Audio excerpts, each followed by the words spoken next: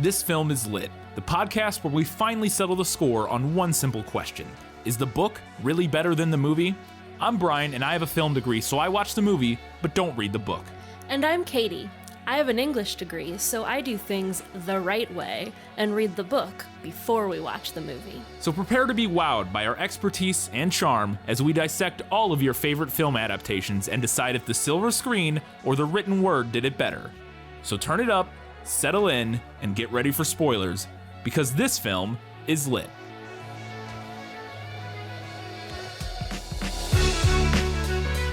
Each one of you has his own particular duty, or her duty. Polished brass, brilliant silver, mahogany shining like a mirror. That is the welcome we will show these foreign visitors, and let them know that they're in England where order and tradition still prevail. It's the remains of the day, and this film is lit. Hello and welcome back to This Film is Lit, the podcast where we talk about movies that are based on books. Sorry this episode's a couple days late if you listen when it comes out, but we had some stuff going on. But we're here now, and we're ready to talk about The Remains of the Day, the most British film maybe ever made. We'll talk about that a little bit later. Definitely the most British film I've ever seen, maybe. Potentially. We'll get to that a little bit later. We have most of our segments. We do not have a Guess Who this week, but we have everything else, so we're going to get right into it with Let Me Sum Up. Let me explain. No, there is too much. Let me sum up. If you haven't seen The Remains of the Day recently, or at all, or read the book, we're going to give you a little brief summary so you know what's going on. Katie, do it. The Remains of the Day follows Stevens, a British man and longtime butler at Darlington Hall, once owned by a noble family and now owned by a wealthy American. Upon receiving a letter from the previous housekeeper, whom Stevens may or may not have had feelings for, he decides to take a motoring holiday and see if she wants to come back and work at Darlington Hall. Along the way, Stevens reminisces about his years serving Lord Darlington during the 1930s and 40s. It is revealed that Lord Darlington was a Nazi sympathizer, and that is ultimately what led to his fall from grace and the many changes in Stevens' once predictable world. Miss Kenton does not come back to Darlington Hall, but Stevens returns with a plan to make the best of his situation. All right. The movie is close enough, so we're not going to do two different summaries here. That's basically what's going on in the film. So we're just going to get right into my questions in... Is that in the book? Nicholas Flamel is the only known maker of the Philosopher's Stone.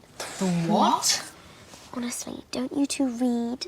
All right, so I have a handful of questions going in. I did not know anything about this movie, as we discussed in the prequel or the book.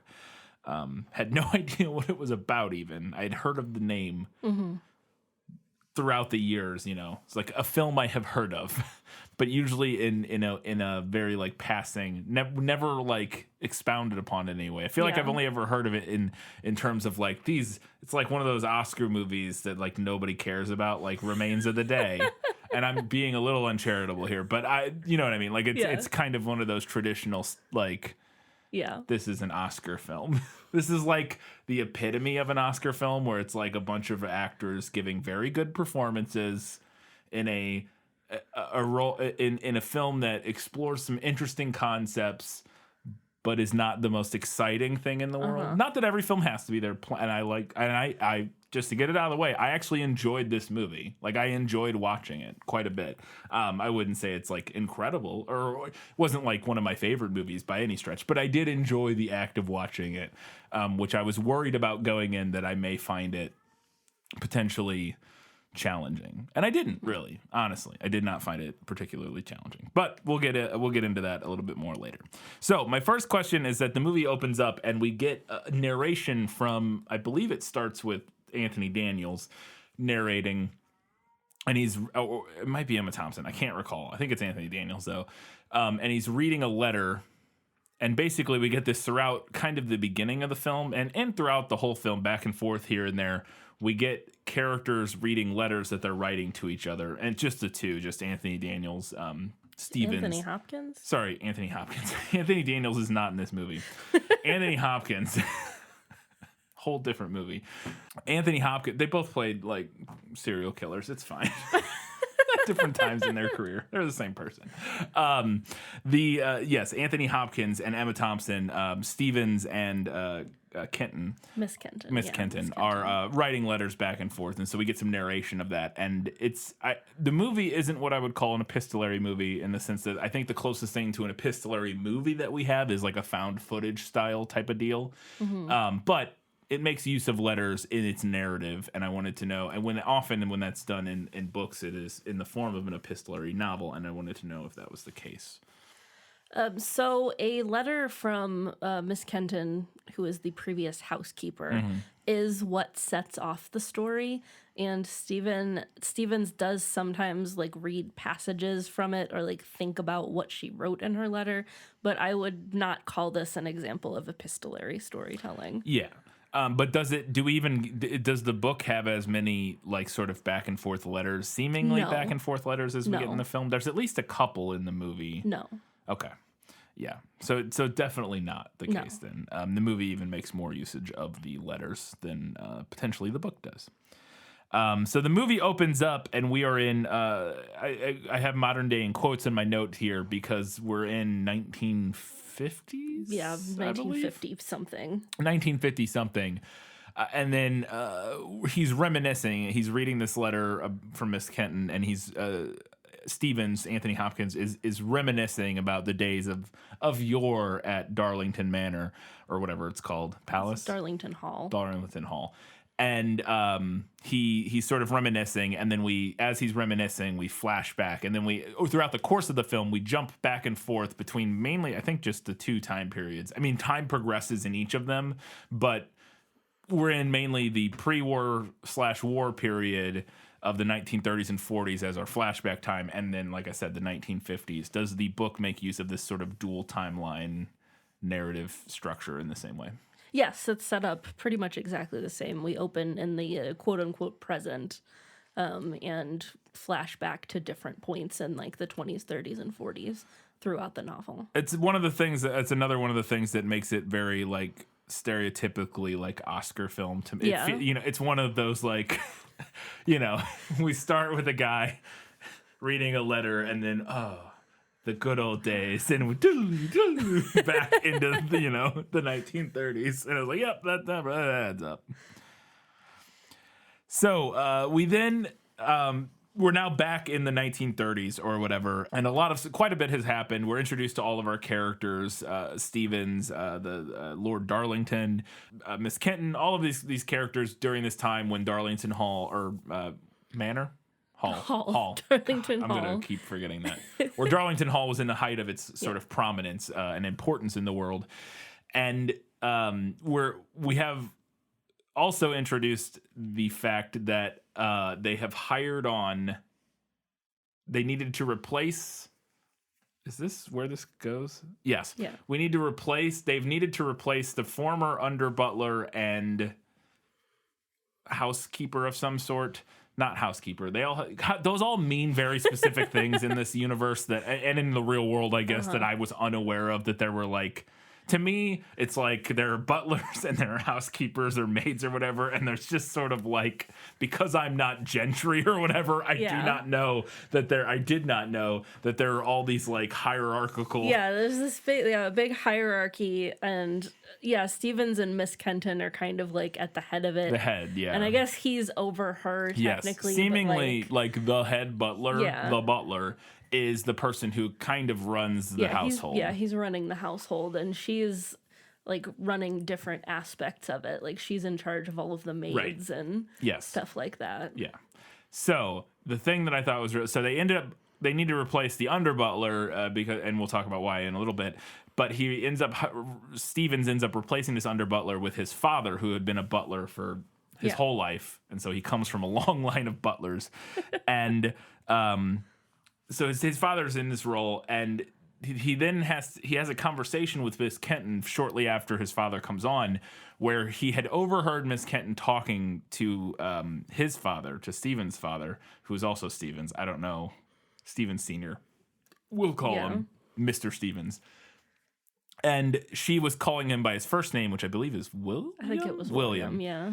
And Anthony Hopkins gives her sort of a dressing down for for addressing Stevens as one such as his father. Yes, one such as his father, as William, just by his first name. Yeah. And they have this very awkward and tense back and forth about what she's explaining how in her previous posts as, you know, the housekeeper or whatever, considered, because the under butler is under her technically, she can call the under butler by her first name, and it's not like a break in decorum or whatever. All very silly British gentry rule shit that is very dumb. Decorum rules. Right, yeah. But I wanted to know if that conversation was in the book, because I thought it was very interesting, and it's a very good, effective scene in establishing this dynamic in a very, you know, brief little scene about something very pointless. And the fact that it's pointless is the point. Like, the fact that it is such a it's silly, like it's a silly irrelevant thing to have an point argument about. And the fact that they have an argument about it is the point. And I thought that was interesting, and I want to know if it came from the book.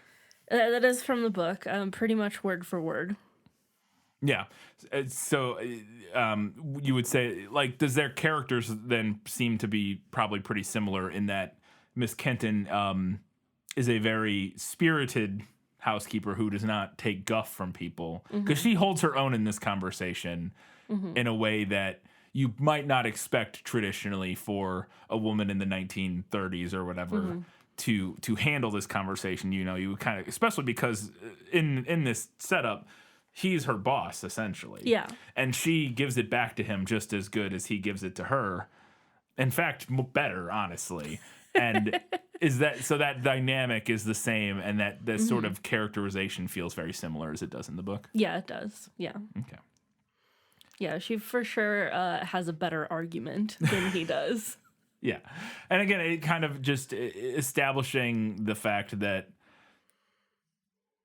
he is very, like I said, very quickly establishing his sort of more traditional, set in his ways, curmudgeonly.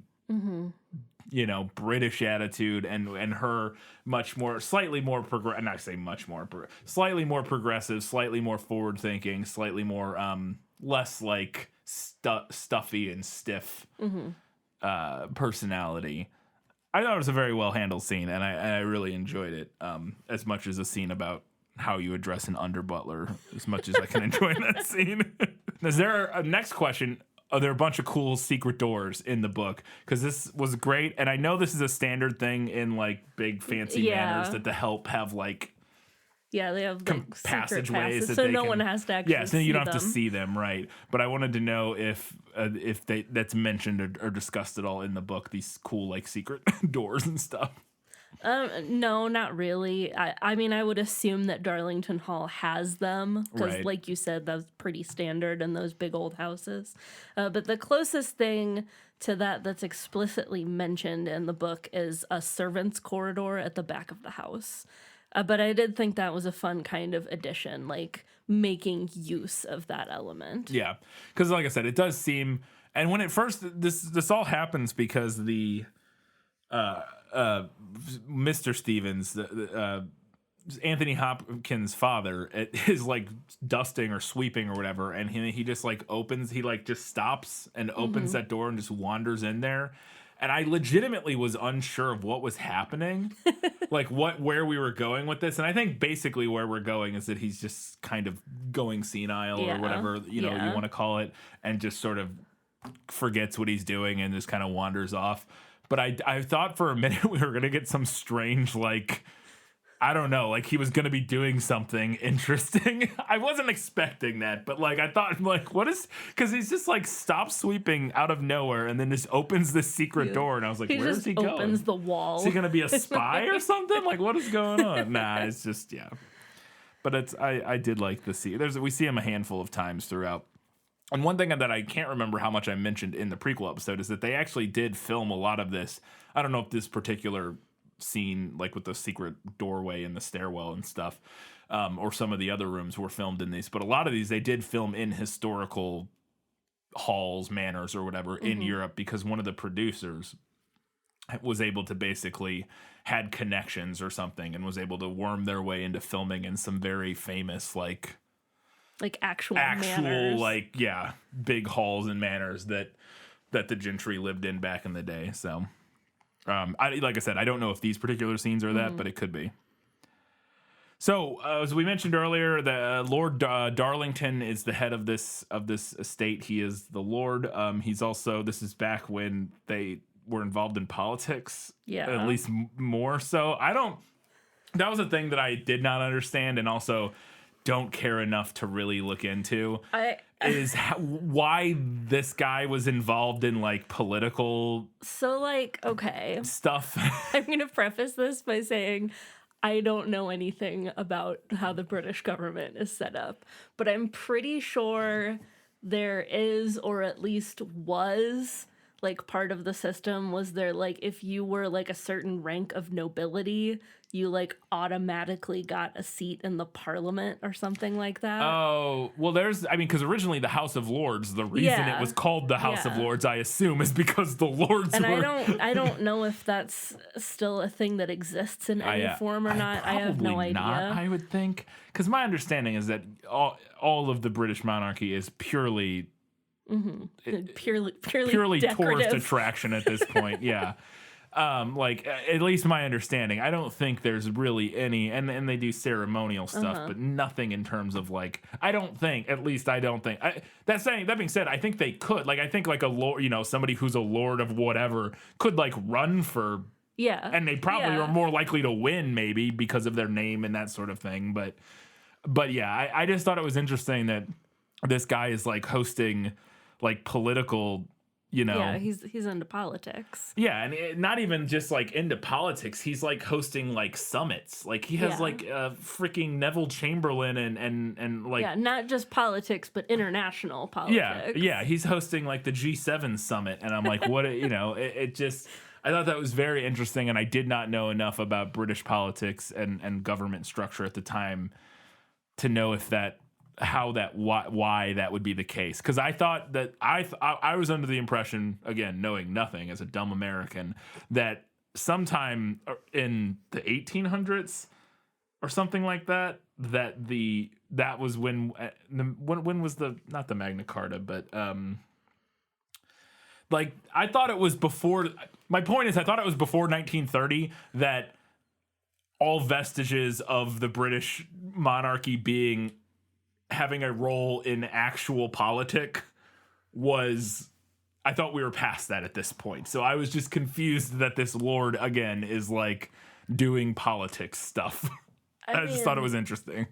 I don't know when the role for like the actual royal family was much lessened. I don't know like a time frame for that. Well, I believe the Magna Carta was when they were like no more king, right? Isn't the Magna Carta's old, though, isn't no, it? that's way too old. I am very wrong about that. That's very old. The Magna Carta's old. So the reason that I have some kind of inkling for this, I'm going to say this because it's funny and I think very indicative of who I am as a person. The reason that I know this is because there's a plot point in the early 2000s Amanda Bynes film What a Girl Wants, where she goes to England to find her father, and her father is a lord. And one of the plot points in the movie is that he decides to like give up his seat and actually like run for his seat.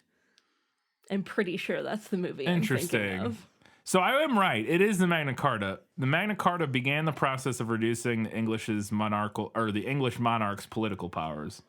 From 1603, the English and Scottish kingdoms were ruled by a single sovereign. From 1649, which is when the Magna Carta was signed, to 1660, the tradition of monarchy was broken by the Republican Commonwealth of England, which followed the Wars of the Three Kingdoms. So it was the Magna Carta in the 1600s, but there were still, for quite a while after that, there was still... And probably what it was is that because there was the House of Commons, and that, boy, look at it, British listeners are going to be just two dumb Americans who have no idea, purely speculating based on names of things. The House of Commons, I believe, was established because, and the reason it's called the House of Commons, and it's similar to our bicameral structure of our legislature, where we have the House and the Senate. I believe the House of Commons was elected common people, and the House of Lords were that tracks with the names. And I believe that's what was going on there, but I could be wrong about that. Because again, from my understanding, is that today the House of Lords is, maybe it still is, but it like just the Lords, but I don't think they carry any real political power. I could be wrong. No idea. I don't think there's any vestiges of other than obviously the inherent issue with if every capitalist nation where families with power maintain, or families with money maintain power throughout history because of and we have our own political monarchies democratically elected and that sort of thing. But point being, I don't think there's like half of their government is just lords. You know what I mean? Like I don't think half the people making decisions. Not. I don't think their version of the Senate is just a bunch of lords who were born into their titles. That's all. I don't know. Like I said, convince me. I know how frustrating this has to be. Not even for just British people, but anybody with any modicum of understanding of how the British political system works, because I have like zero. Anyways, all right. Moving on from that. My point was, I never even got to my question. Lord Darlington, he's doing all this political stuff, and we get this sort of, and I did read that he was based on a real character, or a real person. Sort of the background story, apart from our main two characters and their unrequited love story that we get, is that Lord Darlington, in the lead up to World War II, is pushing appeasement. He's one of the leading voices of appeasement, and he's fighting kind of on the side of Germany in the lead up. He thinks that Germany was dealt a raw hand by Europe and everybody after World War I. And he's sort of arguing in favor of letting them do what they want. And again, appeasement. That's the whole thing of appeasement. And this ends up becoming a big falling out, obviously, because people who were for appeasement, not a good outcome for them, because they Nazis, not a good look. Yeah. I wanted to know if that is the same. I assume it is, because it's based on a real person, so I assume. But is the Lord Darlington pushing appeasement? Yes, that is from the book. I will say I think the book did it more of a I guess I'll call it a slow burn. There was, which would make sense. It did, there was more about him like supporting Germany even before the Nazis came into power. Which the movie gives us a little bit, again, because he does his justification. The book gives us a little bit more, and it kind of feels like more of like frog in a boiling pot of water kind of a situation, where he's like, he was already in the pot of water, right, and he just continued to stay in the pot of water, which he shouldn't have. Right. I will say that I do get that vibe from the movie as well, because again, his point, he's very his whole point initially, like I mentioned, is not like, oh, that these Nazis got it figured out, or this new upstart Hitler, he's got things figured out. His point is, what we did to Germany after World War I was shit. Yeah. And so we should like be cautious in how we treat them now, because we treated them, and I'm whether or not that's true or not. His point is based on the treatment of Germany after World War I, and not on the current state necessarily of what Germany is actively doing, and what Hitler and the Nazi Party is actively doing. At least initially. And so I did get that similar. At least initially. His point is, in the book, is also kind of something akin to like, they're having problems over there right now. Their economy is in the toilet, and if we don't do something about it, that's going to spread. Yeah. And in the movie, he's like, their economy's in the toilet because of us. Not just us, but all of Europe, basically. But it was kind of an interesting approach to me, because when they initially introduced that wrinkle in the book, I legitimately was not sure if they were going to progress that to, oh, he's a Nazi sympathizer. Right. Because it easily couldn't have. Yeah, you could see it going either way. Yeah, like he could go, oh God, no, like initially I thought like, Germany was in a rough spot. We were somewhat responsible for that. Again, I'm not saying historically whether that's true or not. That's what he's saying. And Germany's in a rough place. We're somewhat, and Europe is somewhat responsible for that. And so we should try to make sure that we should let our hands off and let them sort their stuff out or whatever. And then once things get to a certain point, yeah, you could easily see it going the other way, where he's like, oh God, no, never mind. Yeah. We got to do something about that. Yeah. But he doesn't. Like you said, kind of like a frog in a boiling pot, which is not a true thing, by the way. It does go the Nazi way. It goes the Nazi way. So. It does go the Nazi way, as things tend to do. So we jump forward a little bit here, and just this is like a little aside subplot that I thought was really fun and funny in the movie. Is we're introduced to Hugh Grant's character in this film, and I cannot remember his name for the life of me. Cardinal? Yeah, Mr. Cardinal. And he is the godson of Lord Darlington, I believe. Yes. But Lord Darlington kind of acts as like a surrogate father, because I believe his father died. His father is dead in the movie. He's not in the book. Okay. But so Lord Darlington kind of acts as a surrogate father, and Cardinal's about to get married. Yeah. And he needs to have the talk with him, the birds and the bees. But he's Facts of life. yes, but he's too much of a a prude British. Too British. He's too British to have this conversation.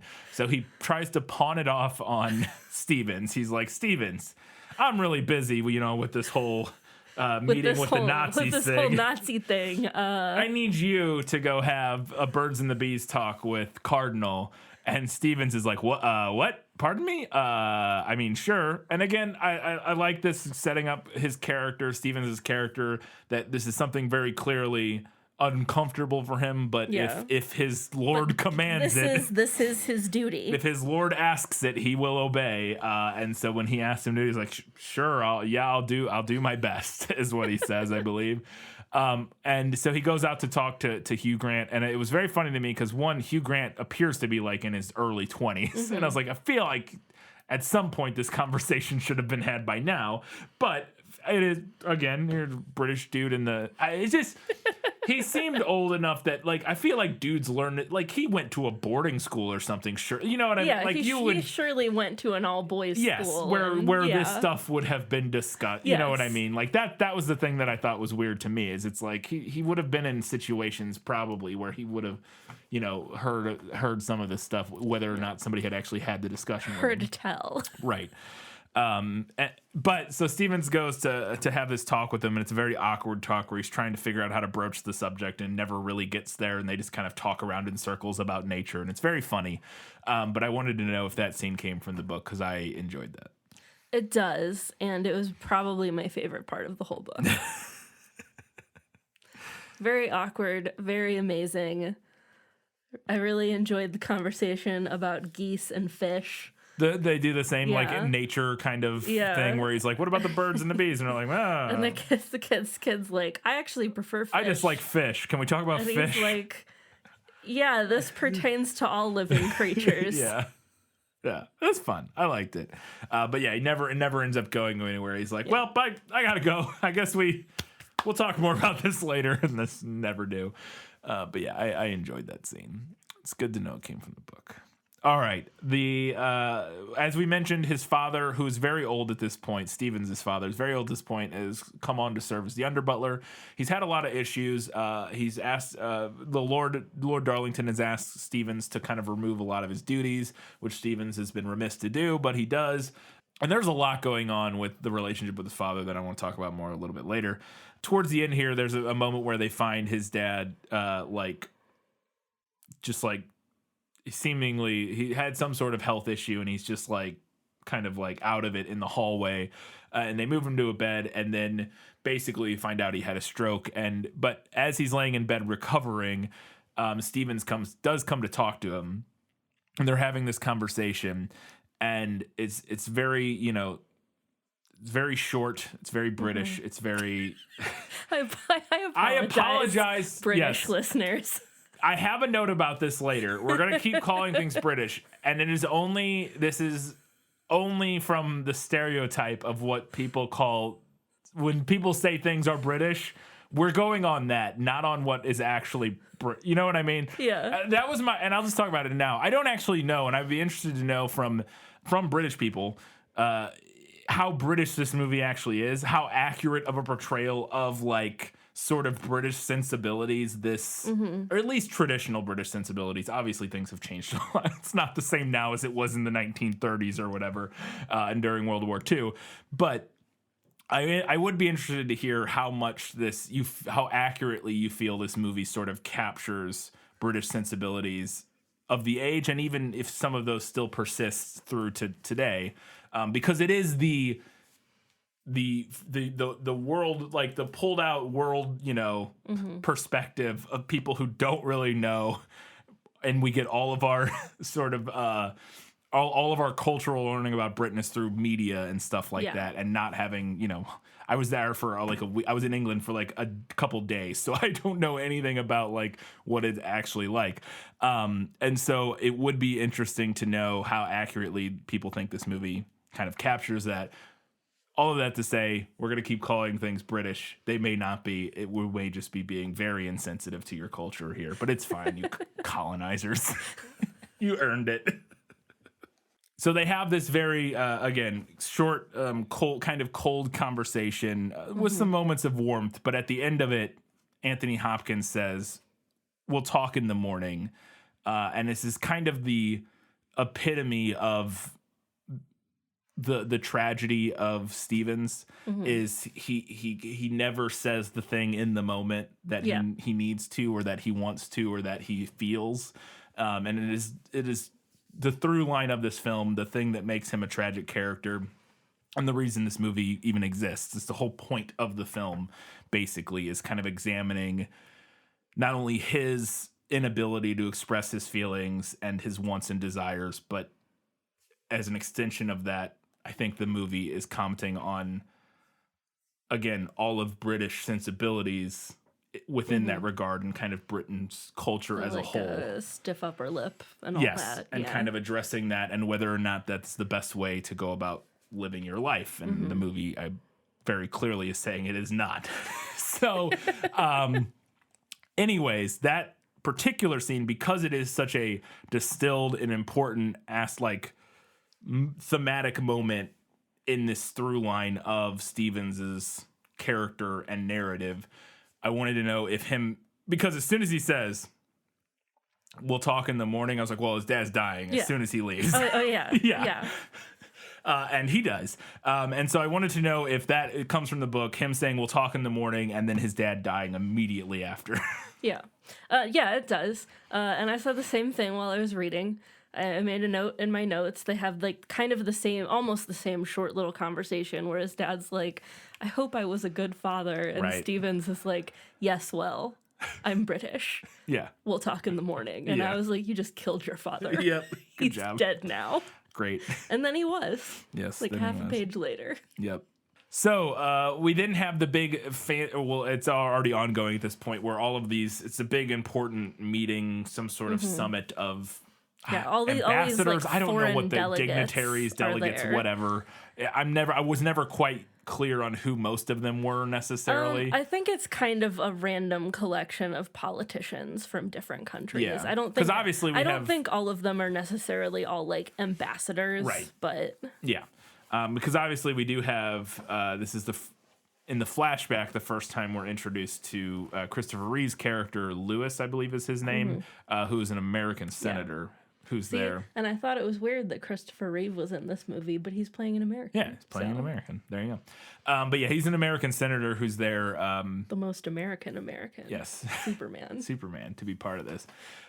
Just a couple years before his accident. Wow. It's so heartbreaking that he's so good. Like, he's not in really a ton of this movie, but he's really good in the handful of scenes that he's in, and it's terrible. But during this dinner party, at one point after dinner, they're all hanging out in the lounge, just canoodling and whatnot. And this German woman who is, I don't know who she is, if she's the wife of a dignitary, or she herself is. I'm not sure. I couldn't gather necessarily who all these people were.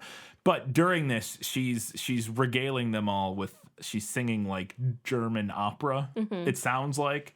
And I thought this scene was fascinating again because she's singing it like directly at Lord Darlington most of the time. And I thought this scene of her sort of like quite literally putting the Lord under a spell with her. Her siren. Yeah, her siren abilities. song, really, truly. This kind of representing the fact that he's kind of falling under the pull and the influence of Germany during this time and where that will lead, I thought was really interesting. And I wanted to know if that scene of her singing comes from the book, because I thought that was fascinating. There is no opera singing in the book. So that was a movie ad. Are there I did scenes like with it, like though. the German delegate or person or whatever, like, and them discussing politics and him? You know what I mean? Like, Yeah, we're not privy to a ton of it because Okay. we're with Stevens the entire time. okay. Well, that actually kind of leads into my next question, because we do get a line after that, and I think this is during the same, like week of meetings or whatever. They're discussing, and I don't even know who says this. It's because one of the random guys at this Yeah, meeting. it's some other. I don't think it's somebody from Germany, but it's some. No, I think he's British, but Yeah. I know he's British based on the politician line he says, but I don't person. know who it is, because Yeah. I don't know if he's ever introduced. But they're discussing like what's going on, and this is clearly like we're now in, late 1930s, early 1940s, somewhere We're in that well period. into Nazi rule. Yes, well into the Nazis doing Nazi stuff. And this guy says, every country needs a penal system. Here we call them prisons. Over there they call them concentration camps. And I was like, oof. I mean, I will say, if he was meaning that in the other way of like in the sense of like, hey, we should fucking take a look at our penal at our prison system, then fair enough. But that's not how he No. means it. He means it like means it concentration camps are fine. admiringly. Yeah, not in like, hey, maybe we should not have the same kind of prisons that we do. But no, that's not what he's saying. Big oof from this guy. But again, sort of setting the gears in motion for Lord Darlington and kind of pushing him slowly more into his Nazi sympathizer role that he falls. I wanted to know if that line came from the book, because that particular line I thought was very telling, very like, ugh. So there's not really anything in the book that states so explicitly what the Nazis are doing. And that might in part be because it is in Stephen's perspective and he tends to like turn a deaf ear and is also not privy to every single conversation that's had. So I think having a line like that in the movie, which the movie is pulled back a bit from Stephen's point of view, is really interesting.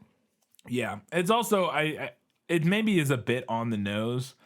In terms, yeah, maybe like a bit. it's definitely one of those ones that I think's there to like help make it clear, like you said, of the fact that, okay, we're at a point now where the Nazis are doing Nazi things in a way that is clearly Nazi things, and not like, and you know about this it. young upstart German politician is, oh, you hear about that putsch? What a thing. That beer, like, we're well past like the initial stages of, again, the early stages of the National Social Party. We're in to the full on Third Reich and the atrocities of the Nazi Party in Germany. So yeah, and like you said, they're aware of these things happening. So it definitely pushes what our Lord Darlington and other characters that are pushing appeasement are turning a blind eye to, or either turning a blind eye to, or tacitly agreeing with, or whatever, tacitly endorsing. The movie is making it clear to the audience where we're at and what those stakes are, which I thought worked. Again, a little on the nose, but. So going from there, we then have two new maids arrive, or cleaning women or whatever, and we find out that they are Jewish refugees from Germany, and they get a job at Lord Darlington's manor. But then very soon after, Lord Darlington reads some Nazi propaganda. I don't know. He's reading. I didn't know what. I don't know if we know what he's reading, but it's very clearly some sort of like Nazi laws or propaganda about Jewish people or something. And then like the next day, he's like, you got to fire those two to Stevens. And he's like, you got to get rid of them because we're going to have German delegates and stuff. We can't have Jews here and that sort of thing. And Stevens is argues against it. Like he does try to at least put up a minimal amount of pushback of like, are you sure? It's a pretty minimal amount Yes. of pushback, but he does. I mean, he's like, well, they've been like their performance is fine, their work has been great. Like, yeah, he's trying to push back. I mean, and for Stevens, it's actually a large amount of pushback for the kind of person he is. Like it's, and I think that's what's striking about it is because he is the most, dedicated, loyal, do whatever his boss says kind of servant. The fact that he offers any pushback is, I think, supposed to be indicative of the fact that he disagrees with this fairly strongly. At least I think that's what we're supposed to be getting from it. And it's not to forgive what he's, him not making a bigger stink about it. Just saying, as an audience, the fact that he's arguing at all, you're supposed to go, oh, like, clearly does not agree with this line of action, which I think creates an interesting tension in the film. But I wanted to know if all that plays out with the two Jewish refugee maids and them being sent away, if that plays out the same way in the book, because I thought that was an interesting plot line. So there are 2 Jewish maids in the book that Darlington demands that they let go. It's not stated that they're refugees, but I did like that change, especially with the like explicitly stated idea that they could be sent back to Germany. I think that raises the stakes a bit. Yeah, for sure.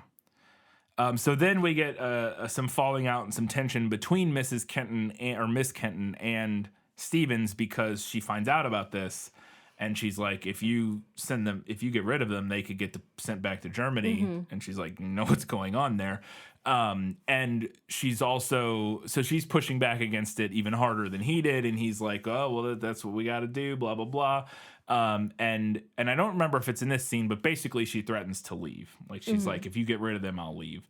But he does end up firing them, and we don't ever find out what happened to them. They just disappear. Yeah. But, she does not end up leaving. And then I think it's after that where they have this conversation where she doesn't leave. And they have this conversation, and I just want to talk about these couple specific lines because, again, British warning here, British stereotype warning here. But the Britishness of this scene I could not handle. Is he's talking to her about how important she is to the house. And he keeps saying the house in a very pointed way, which is making it very clear that he means himself and not just the house. But he says, Mrs. Kenton, you are extremely important to this house. And she says, am I? And he's like, yes. And it's so... I couldn't get over it. It kills me. Steamy. Yeah, this is hot. As hot and bothered as the Brits get in this film. And again, I get it. The point is that even as British people, he's very, very folded in. Yes, but it is very funny to me. And I wanted to know if that sort of exchange was in the book. That exchange is not from the book, but I did like it as an addition. Yeah, I thought I really enjoyed the performances in this. I thought they're so restrained, and because to me that is one of the things that is most difficult is sort of the small acting that like Anthony Hopkins does in this movie. Yeah.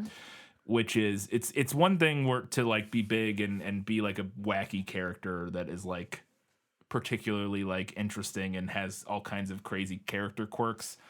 At least for me, I feel like that would be a much easier thing to act. Mm-hmm. Whereas somebody who's just like this very quiet, reserved, there's so much happening in little glances and looks. It's a very subtle kind of acting that I think is not easy. Yeah, I think it's very difficult. And so scenes like this, to me, were really striking in how impressive they were in their portrayal. So we didn't jump back to 1950, whatever it is, and we didn't mention this, but at the beginning, or you mentioned it, and you're letting me sum up, that they now need a new housekeeper in the 50s or whatever, and so Stevens has the idea, I'll go see if Miss Kenton wants to come back, basically, taking his chance to go get her. Gonna go shoot a shot. Gonna go shoot a shot, but not really. And so we kind of go on a little bit of a road trip with him through the British countryside. And he ends up his car runs out of gas. And he ends up in a pub. And while he's at this pub, they're talking. Everybody's kind of chit-chatting around the pub, and politics come up. And I don't remember how it gets there, but they kind of are talking to Stevens about this, and sort of it kind of comes to the point where he's talking about how he like knew and met Winston Churchill and all these important political figures, and how he was involved with them and he was involved with politics, and he's kind of talking around this. And I love this scene because it's very clear that being the center of the attention and all these people kind of like asking him all these questions. Oh, you met Winston Churchill, makes him feel really important. It makes him feel like an important person. And he never in this scene explains how he was involved. Yeah. But he also never lies. Right. He never tells the full truth. He never says like, oh, I was the butler. But he never says, oh, I was a whatever. Like he never makes anything up and says he makes up a role for himself. He just says, oh, I was around these people. I was in this house or the Darlington Hall at the time or whatever. And he kind of talks around what his involvement was in a way that I thought was really interesting. And I really thought this scene was fascinating. And again, just such a great character scene. Kind of diving into the mind of Stevens and what makes him tick, and giving him this little scene of power and like in a life where he has always been a servant, giving him this moment to like sort of claim some power for himself, even though he still doesn't have enough. He's still not like ballsy enough to like lie or truly claim to be like somebody important, but he can kind of tell the truth and pretend to be somebody who was important and knew important people. And I thought the scene was just fascinating. I wanted to know if it came from the book. It's very similar to what's in the book. He's kind of like lying by omission, and letting everyone think he was a more important figure than he actually was. And I do think it's interesting because I think I got like a slightly different read on that scene than you did. Because I felt like what he was doing in that moment was like kind of allowing himself to feel as important as he felt as the head butler at Darlington Hall in its heyday, like when he commanded a staff of dozens of people and ran the whole household, and he hasn't like felt that kind of thrill in a very long time.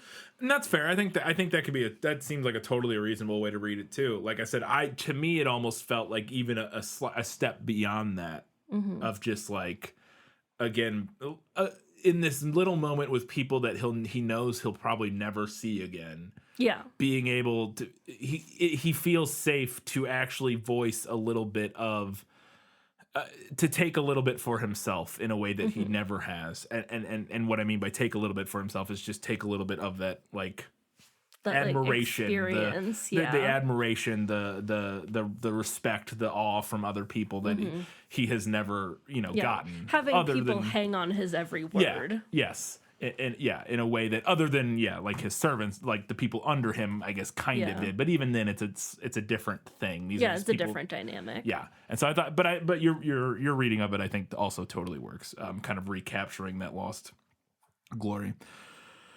So we then flash back to the 30s, and we get this scene that is just wild. And the character's name in the movie, I think, is Spitzer. I think is his name or something like that.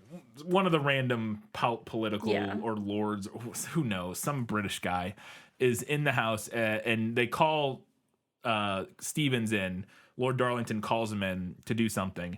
And while he's there, they ask him, the Spitzer guy starts asking him political opinions on stuff. He's like, you there, come here, answer my question.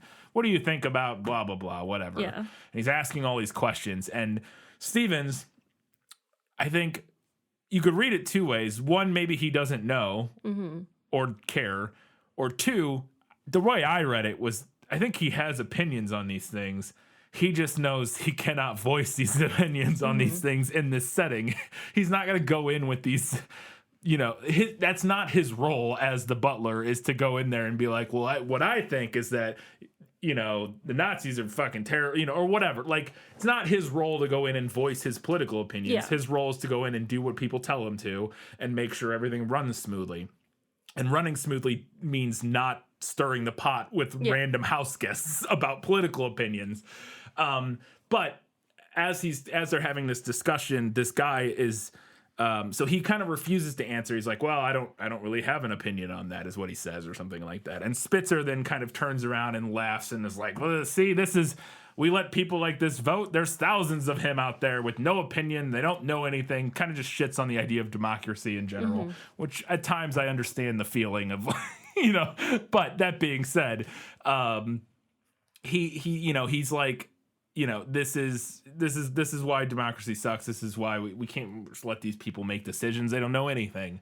And I thought that scene, again, was very fascinating because of the push and pull of the motivations of all the characters involved and what it says about, again, people that hold political power versus people that don't. Whole thing was very fascinating. Want to know if that scene came from the book? Yeah, that is from the book.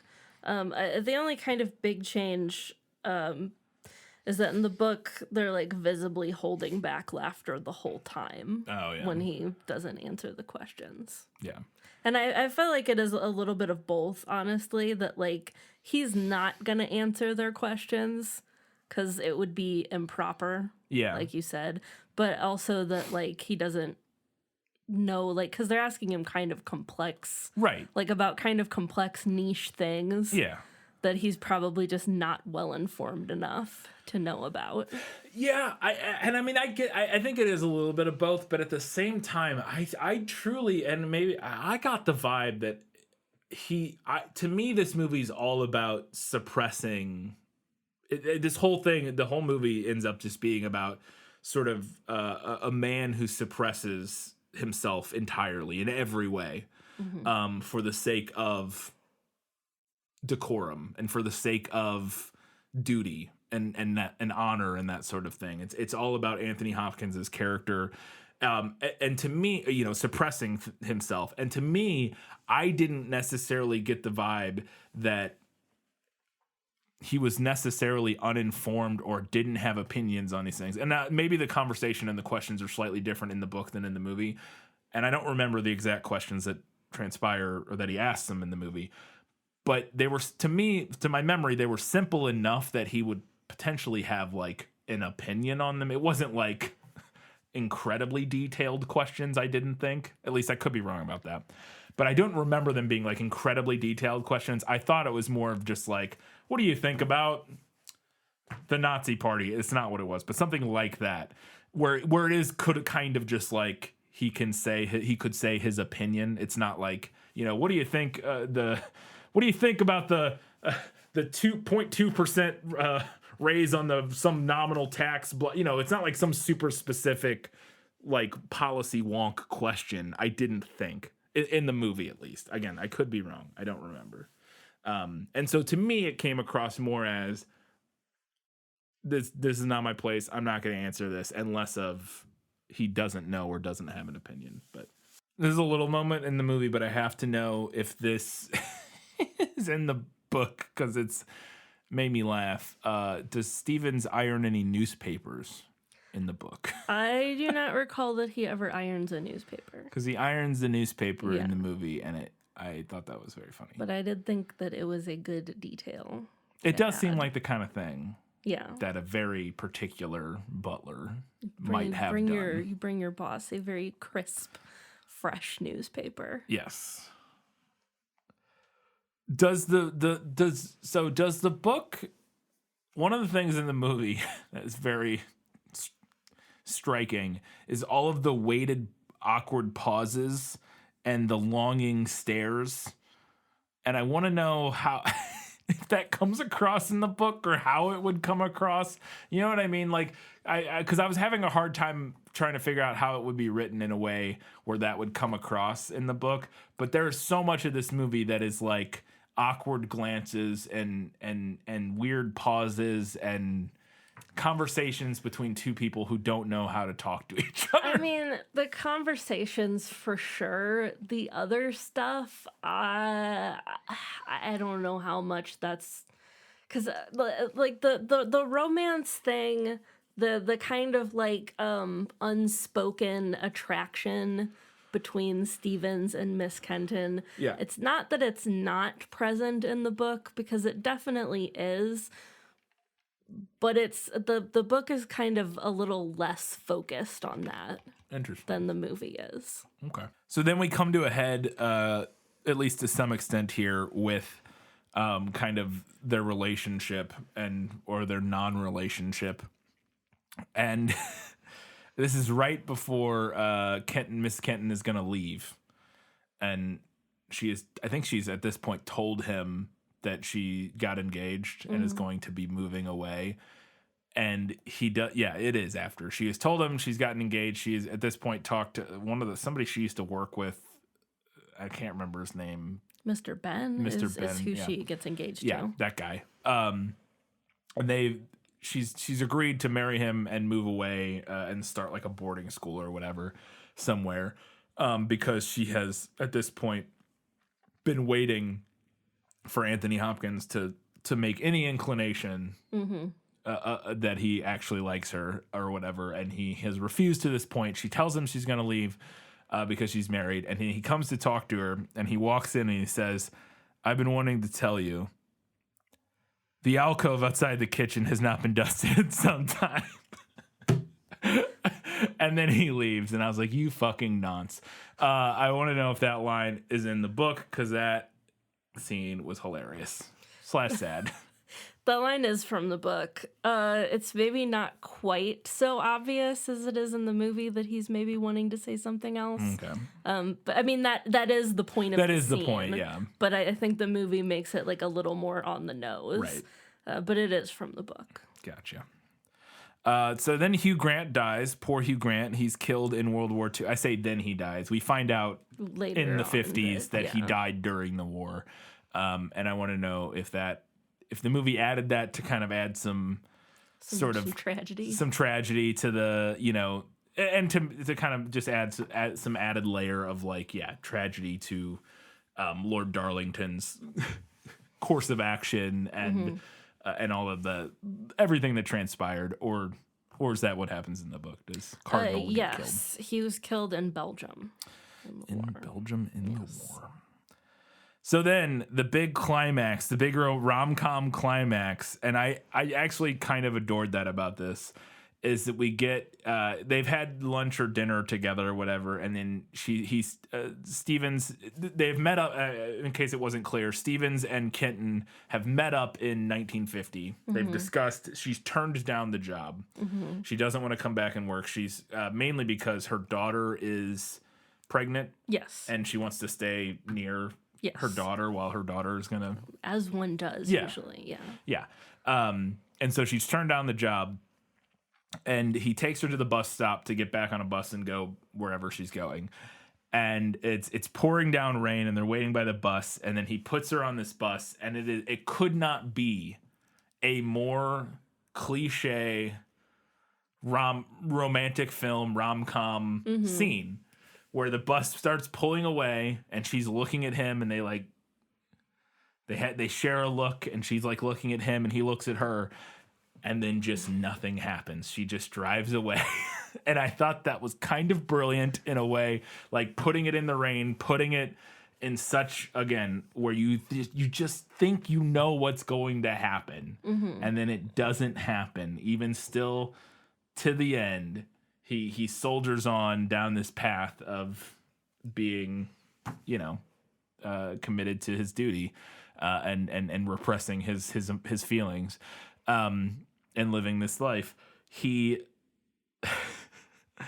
And spoiling this rom-com moment. I want to know if that comes from the book, because if it does, when was this book written? Roughly 89. 89. Okay, it's only a few years before the movie. Plenty of rom-com tropes at that point. 88. I couldn't remember if this was written in like the 60s 88. or something. Okay.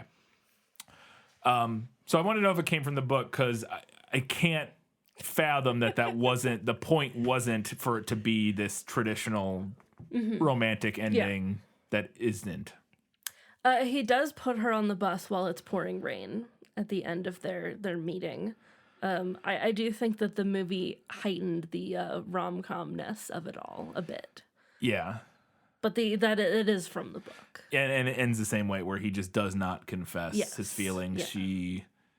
She left watching kind of. Do you get the vibe in the book? Because in the movie, she has this look that is very clearly like, I can't believe you fucking idiot, as she rides. You know what I mean? Like, she has this look on her face like, okay.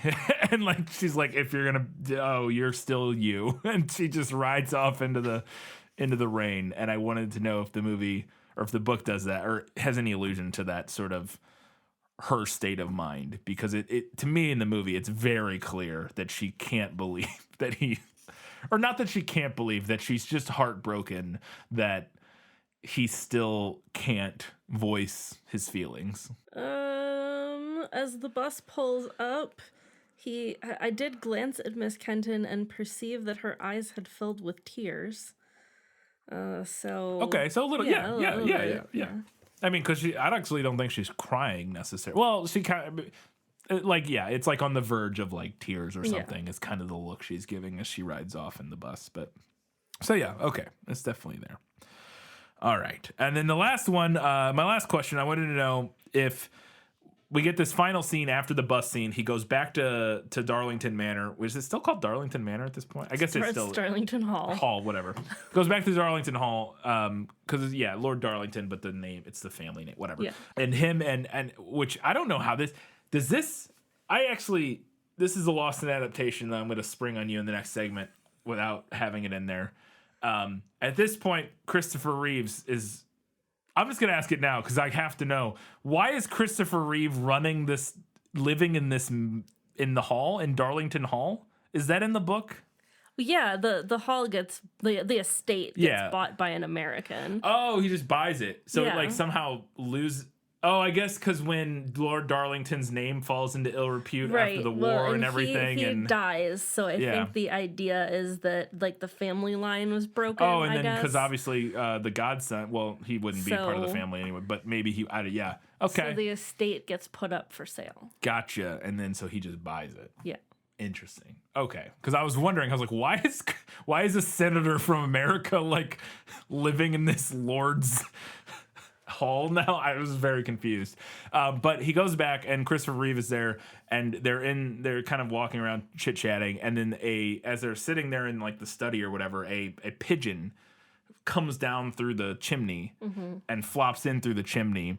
And the last moments of the film are them like shooing this pigeon to the window, and then they get it to the window and it shoos it out and it flies out, or well, actually Christopher Reeve grabs it and chucks it out. Yeah. It flies away. And then Anthony Hopkins closes the window. We watch him shut himself in the hall, trapping himself in as the bird flies free. Very on the nose. But I wanted to know if that symbolism scene ending was from the book. That scene is not from the book. The book actually ends before Stephen returns to Darlington Hall. So there's no pigeon. There's no pigeon. I thought it worked. I thought it was fine. And mainly because then we get a POV pigeon shot in the movie where we get this shaky like helicopter shot flying away from the manor from the hall with the pigeon free. Pigeon's like, oh, thank God. Yeah, and Anthony Hopkins trapped forever to become a ghost in Darlington Hall. All right, I got one question for Lost in Adaptation. Just show me the way to get out of here, and I'll be on my way. Was it lost? Yes, and I want to get unlost as soon as possible. Very beginning of the movie-ish, when they need to replace the old under butler and housekeeper or whatever, he says they ran off together. Mm-hmm. And I couldn't figure out why they ran off, because at one point right before that in the conversation, Stevens made it, because this is when he's interviewing Miss Kenton. Emma Thompson, Miss Kenton, about like, oh, are you one thing we have issue with is people coming in and hooking up with each other or whatever. You're not here for that, are you? Kind of deal. Because our last under butler and housekeeper ran off together, and I wasn't sure why they ran off, because he says at one point during that conversation, I swear he says, it's one thing if working together, you fall in love and you can get married. That's fine. Like, he says something like they could just get married, but I couldn't figure out why. Because again, he made it sound like they could just get married and continue working there, and that would be fine. But then these ones just ran off. And then also later we see with Cersei Lannister, the same kind of thing happen. And I just wasn't sure, because again, he made it sound like they could just get married and continue to work there. And so I didn't know what was going on there. I don't know if you have any information. I'm afraid I cannot offer any additional information on this. That's pretty much all we know in the book too. Like, I guess they probably could get married and keep working there, but maybe there's something that we don't know about that would make that an unideal situation. I don't know. It's also possible that I just misunderstood or misinterpreted what he was saying. Maybe one of them would have to quit or something. Yeah, maybe that was something to do with it. But to me, I swear he said, it's fine if two people meet and fall in love and get married, but what we can't have is people coming in like trying to, like going from house to house, like trying to get laid. Basically, it's like his point. Like, we're not running we're not running the Love Boat here. Like, is what he's trying to say. I don't know. Yeah, I don't know, because if it is such that they couldn't get married and both stay on there as like a married couple, right, then you would have to leave. Yeah. Because the servants live there. Right. So, like... Yes. And that makes sense. And so maybe that is what it is. Like I said, I just... Like, if you would lose both of them. Yeah.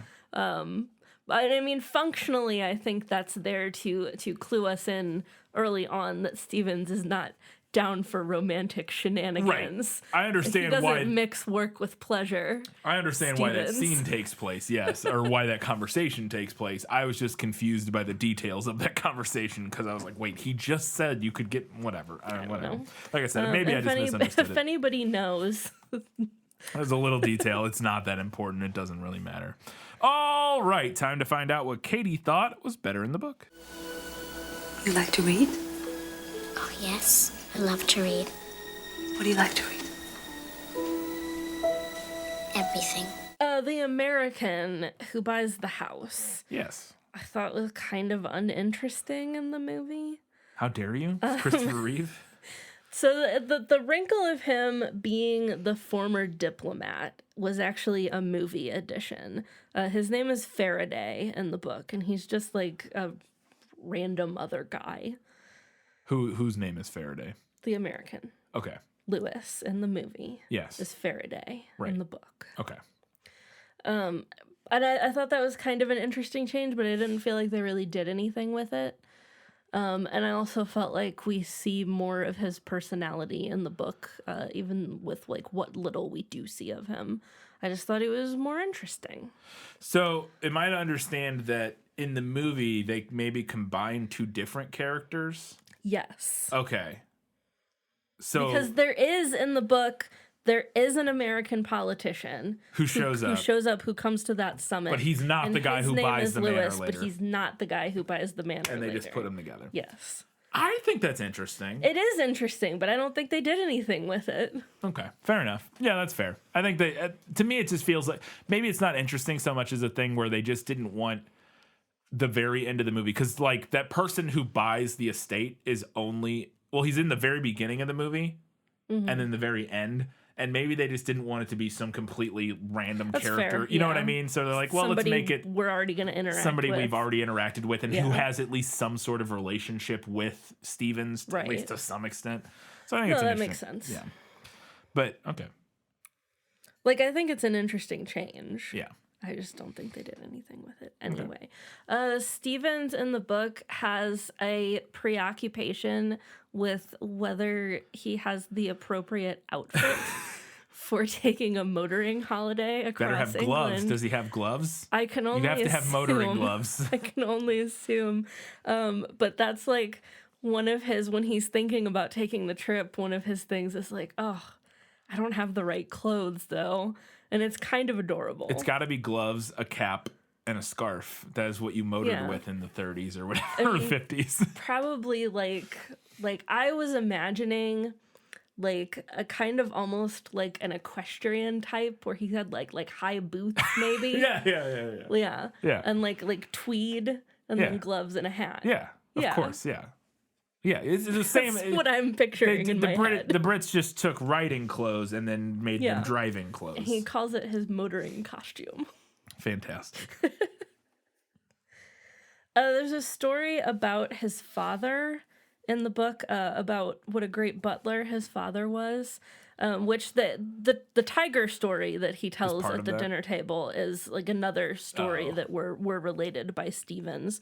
It's like a story that his father told him. Yeah, is how we get that in the book. But there's also another story about how his father was such a good butler that he was like out with the person that he buttled for and also some of his friends, and they were like drunk and rowdy, and he was like chauffeuring them around and like taking all like very stoically taking all kinds of abuse from them while they were drunk, and then he like just stops the car and gets out and holds the door open and doesn't say anything. So there's this story about him being like an amazing butler, I guess. Incredibly stoic in the face of stoic in the face of much adversity, I suppose. Yeah, keeping that stiff upper lip. The speeches at the big like summit dinner, we got a little bit of it in the movie. Yeah, we get the back and forth with. Yeah, we get some back and forth with Louis the American and Darlington. However, in the book, I thought that the French diplomat speech was far more interesting because they set up, and they kind of set it up in the movie. I was about to say, I got this vibe in the movie too. Yeah, they set up that like the American goes to him and is like, "Hey, before you got here, they were saying all kinds of shit about you." Yeah. And then when the French diplomat gets up to give his toast, I was initially like, oh shit, he's gonna call out all these guys. But what he does instead is hang the American guy out to dry and is like, this guy told me all of this stuff behind your back. Wow. Yeah, we don't get that in the movie, but we do get a similar hanging out to dry, because I thought that was an interesting kind of exchange in the movie. We do get a similar where they set up the French guy as Louis thinking that the French guy, him and the French dude are going to be like, you know, a form of, oh my God, what is the word? A combined front together. Like they're going to push these other appeasers over here into not, you know, not playing with the kitty gloves with Germany. And it seems like that's the kind of direction he's pushing them and where they're going. But then very quickly on a dime, it seems like the French diplomat or whatever kind of just buys in and signs on with Darlington and the rest of the appeasers. And I think there's definitely something in the movie they're going with. Is the whole feet thing in the book? Yes, it is. Okay. Because I think there's definitely, they're going for some symbolism there of maybe not cold feet. Cold feet's the wrong thing, but like with his feet issues and his inability to like stand on his strong, own 2 feet. stand on his own 2, that kind of deal. I think we're going for something there with his how he kind of caves and gives in to the appeasers very quickly and doesn't stand with Louis against the Nazis. But anyways, I thought that was interesting, and the movie does a little bit of that, but he definitely doesn't go out there being like this guy. What a shithead. Yeah. There was a specific line that Stevens has about, like, and he's talking to Miss Kenton in the book, and in the movie he's talking to Mr. Ben, who we don't actually meet in the book. It's Miss Kenton's husband, but we don't actually meet him in the book. But he's talking to Mr. Ben, and he has a line about, like, being truly content when you've, like, finished all of your work or whatever. Yeah. Something like that. And I don't understand why the movie would have him say that line to Mr. Ben and not Miss Kenton, because it is kind of like a tragic moment in the book, because she's like trying to get him to talk about like what he wants in the future. She's constantly trying to get him to say a particular thing, and he never says what she wants him to say. The line is, because I remembered seeing this when I was looking at quotes earlier. In my philosophy, Mr. Ben, a man cannot call himself well contented until he has done all he can to be of service to his employer. Of course, this assumes that one's employer is a superior person, not only in rank or wealth, but in moral stature. Yeah. So basically in the book, she's trying to get him to say something like, oh, well, I want to get married and have a family someday. And he's like, I'm going to be the best butler there ever was. And she's like, all right. Yeah. Okay. Yeah. And my last note is kind of a big one. But I thought the portrayal of Stephen's denial of like who his employer is was really hampered by the lack of internal monologue in the movie. Interesting. I just don't think it comes through as much. Like that was part of the book that was really interesting to me, was this kind of like the way that he avoided thinking about it and then would have to even admit it to himself. Yeah. Because there was this one section in particular around the time of the incident with the two maids. Yeah. Where like he's talking about it, and Stevens is like, well, it's ridiculous to say that Lord Darlington was anti-Semitic. He wasn't anti-Semitic. And then like 2 paragraphs later is like, and I know he wasn't anti-Semitic because some of his servants were Jewish. And then like a page later, it's like, well, actually there was this one time that... Yeah. But I thought it was a really interesting like portrayal of that kind of mindset that I think a lot of us have experienced, of like not wanting to acknowledge what's really there. Yeah, I will say it's very interesting, because I do think it is something that I would be interested to see how it plays out in the book, because I do think it comes across really well in the movie, like even without like an inner monologue. Like you get that through the performance and through the dialogue. Mm-hmm. You get that feeling really well.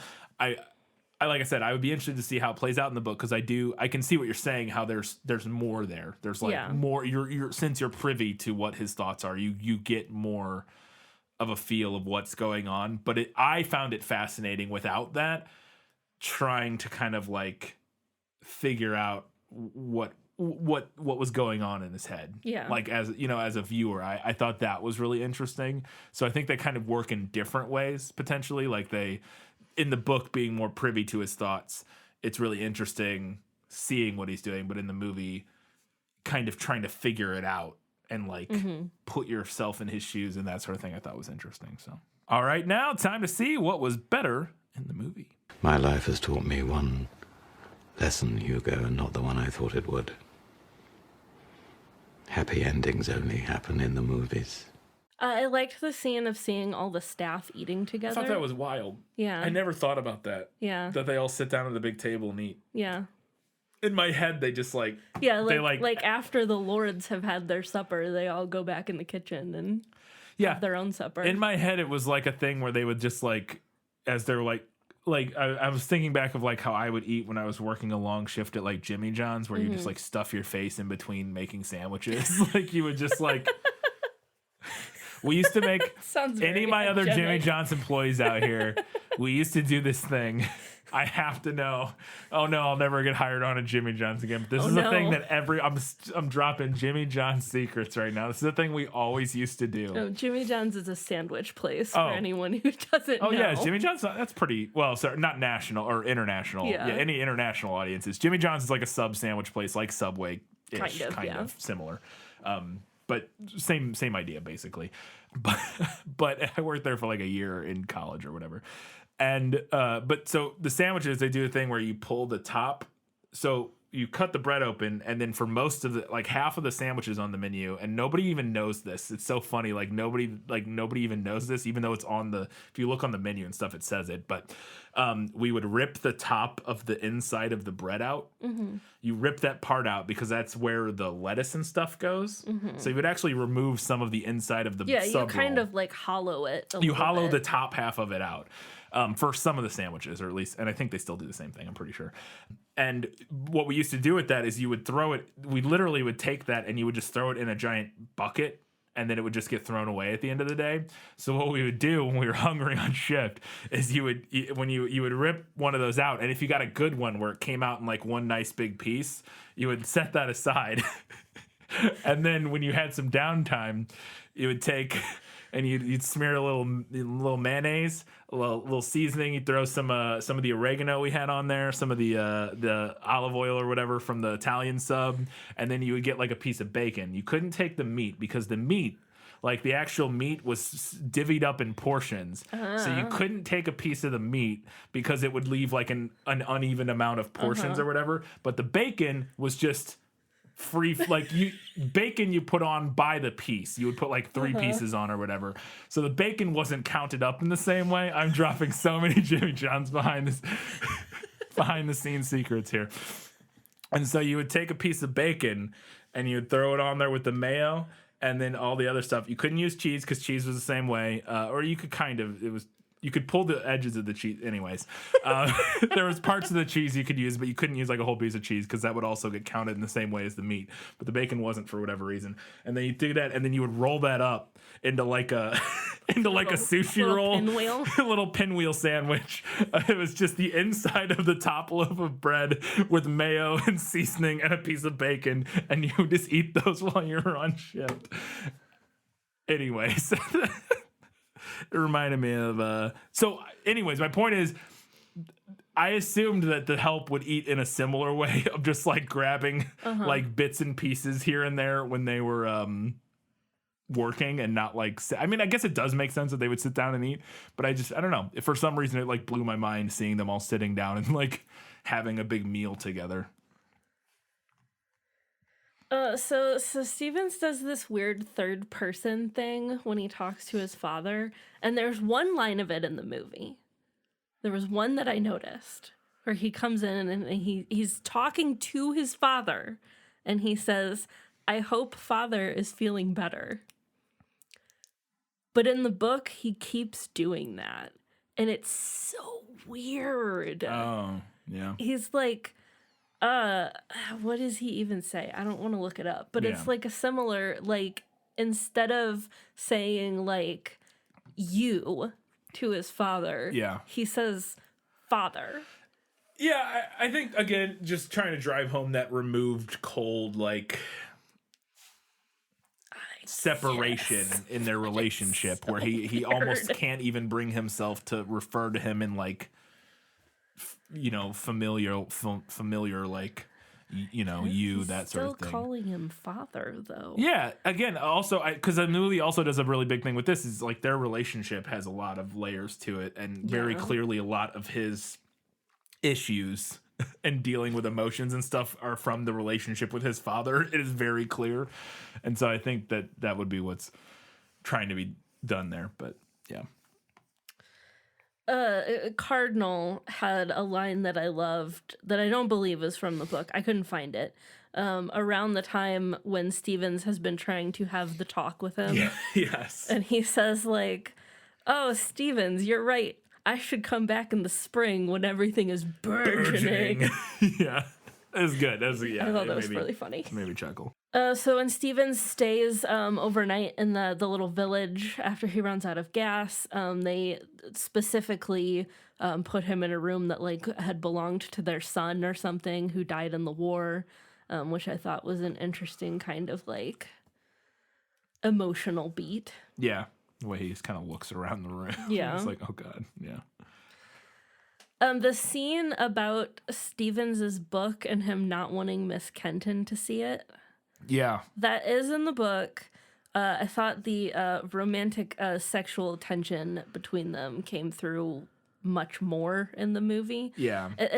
Which would make sense. Yeah. That element, it's so difficult to kind of pin down in the book because it is there, but it's really hard to see it because you're in Steven's perspective the whole time.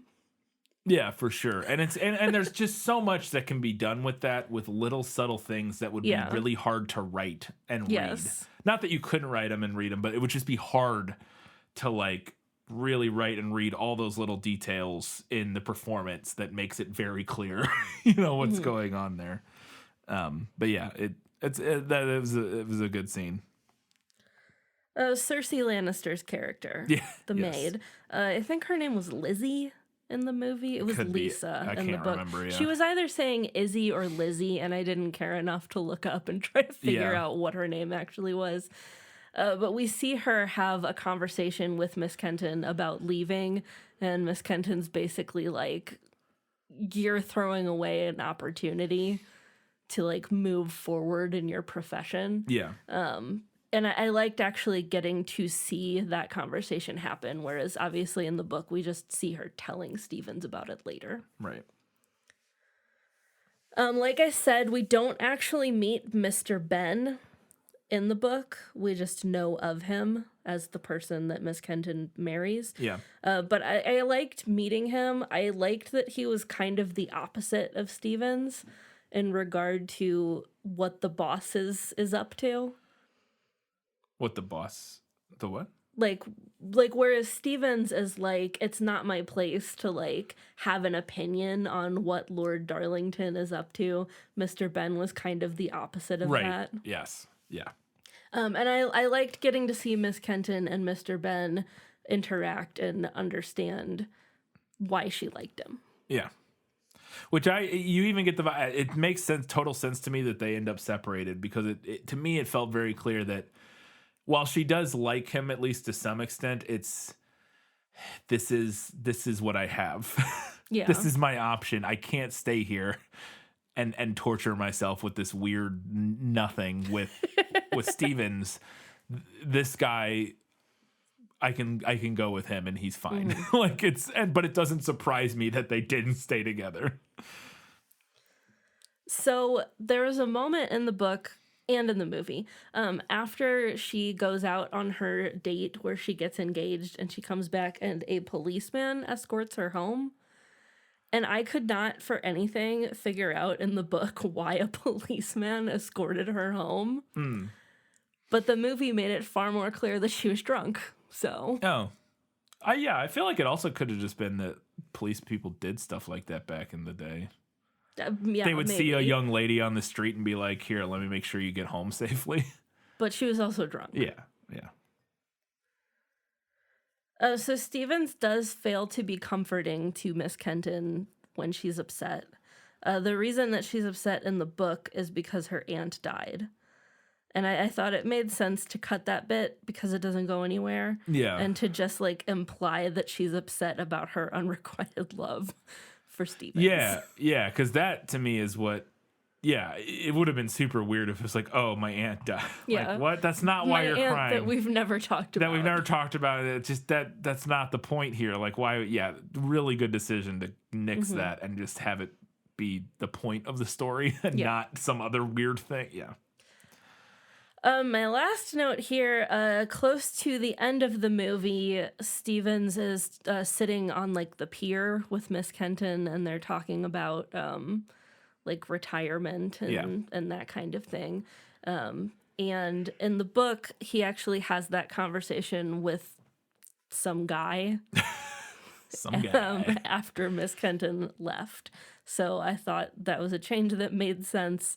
Just have her be talking to him. All right, time to find out what the movie nailed. As I expected, practically perfect in every way. I mentioned the story about the tiger and the butler in India. The snot dripping from his father's nose. I thought it was sweat, but I thought it was snot. Could be either. Who knows? Could be both. Could be anything. Porque no las dos. Either way, gross. Yes. Miss Kenton does try to tell Stevens ahead of time that he needs to limit his father's duties because he can't handle it. And then his dad does end up like falling and getting hurt. Yeah. Which then prompts Lord Darlington to have to be like, hey. Yeah. When his father first gets sick, he's like frozen in place in the hallway. Yeah. It's weird.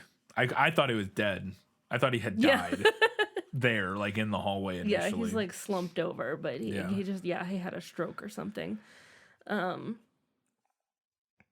Miss Kenton does threaten to leave over the two Jewish maids, but she's ultimately not able to find the courage to do so. Yeah. There is a point where Darlington, and I'm not like 100% sure where in the timeline this was supposed to fall, where he says that he's like sorry about. He tries to get him to go them. find him and get him back. Yeah. It is before. It's still during, because it's close enough to when they fired him that he's like, "Oh, can you go like rehire him or something?" And then they're not able to find them or something like that. But yeah, this is interesting. But that is from the book. And also the conversation that Stevens and Miss Kenton have about it afterwards, where he's like, I was really upset about it. And she's like, were you? Because you didn't seem like it. Yeah. Basically calls him out. Also her teasing him about not wanting to have pretty girls on the staff. They do have nightly meetings with Coco. Oh, yeah. At a certain point.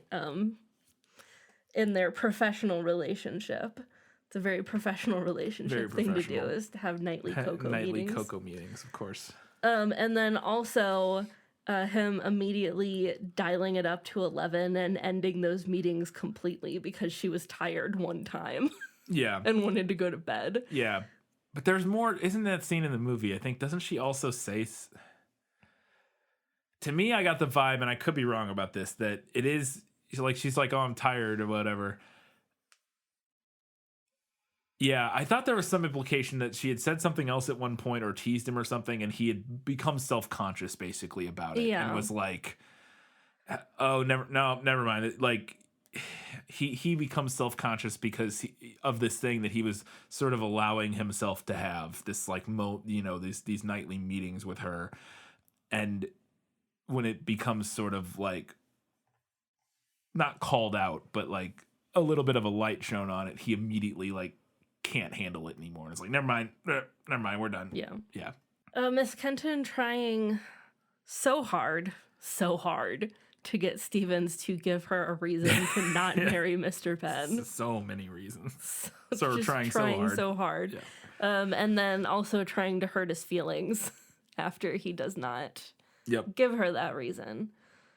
And also Cardinal Hugh Grant's character does tell Stevens that Darlington is in over his head with the Germans and that something needs to be done. Yeah. But Stevens, of course, does not do anything about it. Not his place to do anything about it. And then Cardinal dies in the war. Yep. It is, I mean, I don't think I have a note about it, but I do think that is another interesting dynamic about the movie is how much, and I think it makes a lot of sense, is because of Stevens's disposition to being so subservient, he's so committed to Lord Darlington and being a perfect servant. We see that Darlington's sort of stance and Darlington's stance on the Germans is reflected in Stevens's stance and handling of Darlington. Yeah. And how Cardinal comes to him and is like, something needs to be done. He's in over his head with the Germans. We have to act. We have to do something to stop him. And that's the same thing that Darlington with the so the fact that Stevens fails to act and try to convince Darlington to do something about the Germans is identical into the way, or symmetrical at least, to the way in which Darlington fails to act. Yeah. And appeases. Yeah. He's what is appeasement other than being like accommodating. accommodating when you shouldn't be accommodating. when you shouldn't be, which is exactly what Stevens' entire Yeah. sort of world is built around. Yeah. He is the ultimate appeaser. Yeah. He is the help. Yeah. Thought that was interesting. All right, let's get to a few odds and ends before the final break.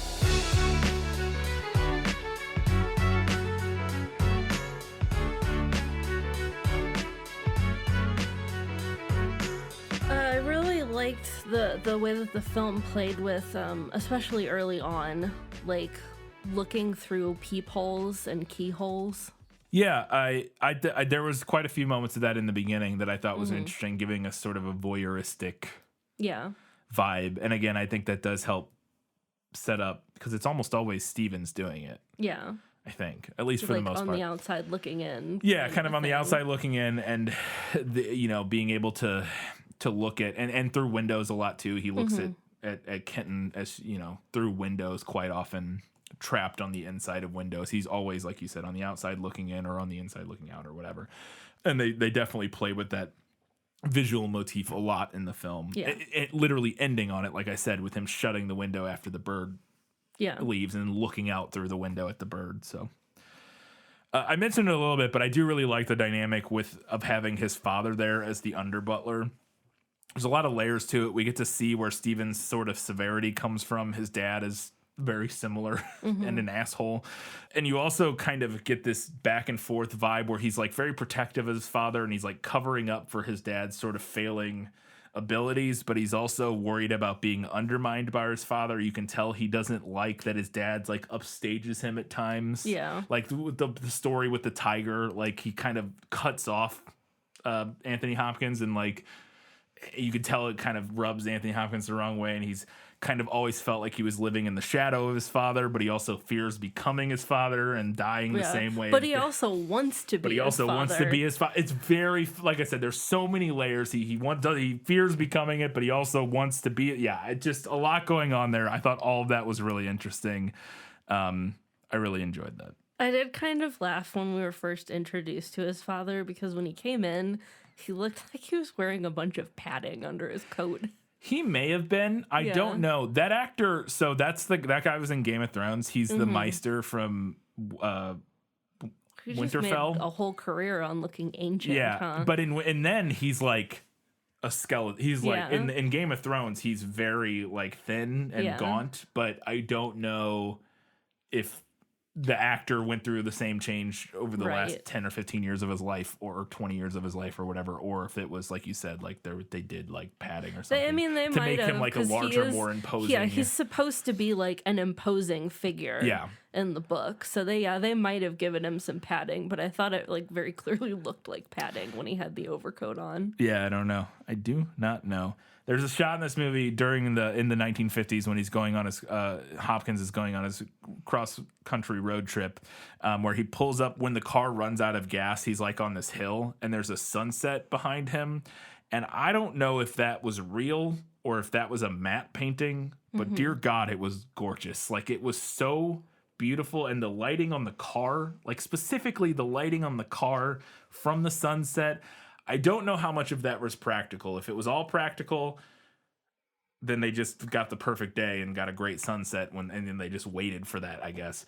But if it wasn't practical, very impressive array of visual effects. I'm not sure how they pulled it off, but whatever it was just a gorgeous shot.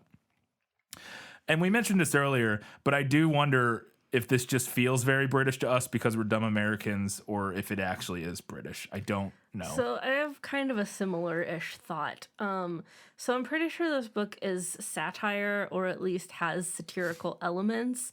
And I say pretty sure not because I don't recognize it as satire, but because I don't feel familiar enough with what is being satirized to say absolutely for sure, yes, this is satire. Yeah. So what I'm kind of wondering is if this book / movie is stereotypes, or if it feels stereotypical because it's satire, and satire often plays with stereotypes and tropes. I'm inclined to think it's the second. You think so? The latter, yeah. I'm inclined to think it's the latter because the whole point of the story is sort of commenting and critiquing the traditional British idea of, like we said, like keep calm, carry on, stiff upper lip, honor repressing and dignity are honor, things that get talked about constantly through the book. Repressing your own wants and desires in place of the greater good, the Yeah. greater good, all that sort of stuff. And so in doing that commentary, I think it amps those things up potentially, like it Right. turns the dials on those things up in order to satirize them and sort of comment on them. So I'm inclined to think it's the, like I said, your second half there, which is that it is stereotypical, but it's stereotypical because it's satire. because it's satire and not just stereotypical. Yeah. I think, but I don't know. I'd be interested to hear what other people have to say. Or maybe this is just a very accurate Or it could just be portrayal very of- accurate. of British culture. I don't know. We don't know. Let us know. Please let us know, British listeners. One of the little subtle detail that I really enjoyed visually in the film is that as we move throughout in the pre-war timeline in the 1930s and 40s, when we first flash back, everything's very bright. Yeah. Very bright, lots of light.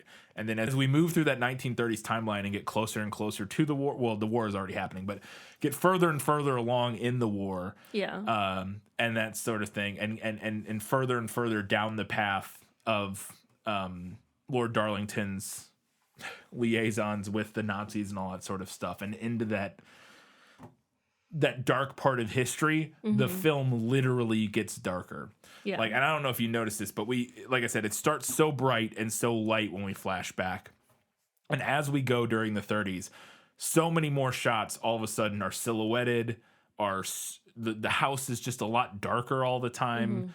And some of that may even be less to do with, I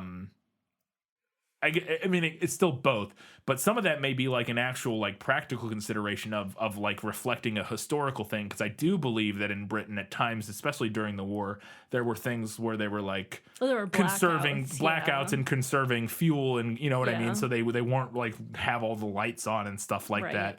And then also depending on certain times with like bombing raids, they would turn, which we never see any of that in this movie. Well, I think that was more common in cities. Yeah, that was common in cities of turning out lights and stuff. But I'm sure it happened in other areas. Right.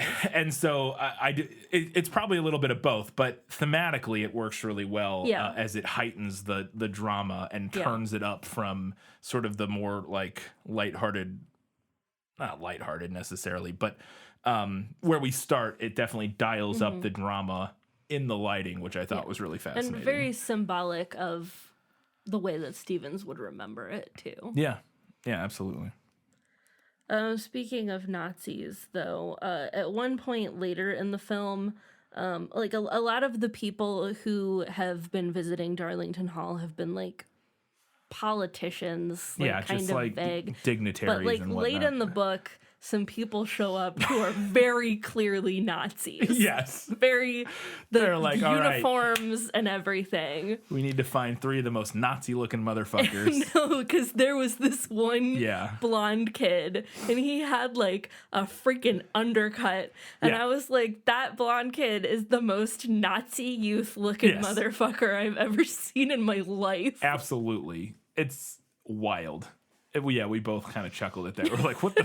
Well, now those are Nazis. Like those are like textbook drawings of Nazis. All right. Yeah.